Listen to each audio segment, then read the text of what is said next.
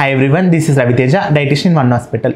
ఇప్పుడు ఈరోజు మనం తెలుసుకునే టాపిక్ ఏంటంటే కూల్ వాటర్ సడన్గా తాగొచ్చా లేక ఆగి తాగొచ్చా అనేది ఈ టాపిక్ గురించి మనం తెలుసుకుందాము. కొంతమంది ఏం చేస్తారంటే డైరెక్ట్గా ఎండలో నుంచి బయటకు వచ్చేసి కూల్ వాటర్ తీసుకొని తాగుతారు. అలాంటిది చేయడం కరెక్టా కాదా ఇప్పుడు మనం తెలుసుకుందాం.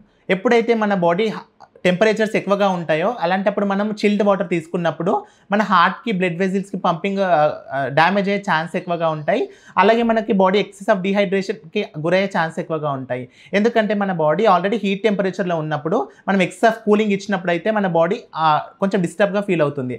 దానికోసం ఏం చేయాలంటే ఎప్పుడైతే మీరు సడన్గా ఎండలో నుంచి బయటకు వస్తారో ఒక 5 minutes వెయిట్ చేసి అప్పుడు ఆ వాటర్ తీసుకున్నట్టయితే ఆ బాడీ టెంపరేచర్స్ ఆల్రెడీ తగ్గుంటాయి కాబట్టి సో నార్మల్గా మీ బాడీకి ఎట్లాంటి ఎఫెక్ట్ ఉండదు. కాబట్టి ఎవరైతే ఎక్కువగా కూల్ వాటర్ వెంటనే వచ్చేసి తాగుతున్నారో వాళ్ళు కొంచెం గమనించి ఒక 5 minutes వెయిట్ చేసి తాగినట్టయితే వాళ్ళ బాడీకి కానీ వాళ్ళ హార్ట్ కానీ ఎలాంటి ప్రాబ్లమ్స్ వచ్చే ఛాన్సెస్ ఉండవు. Thank you.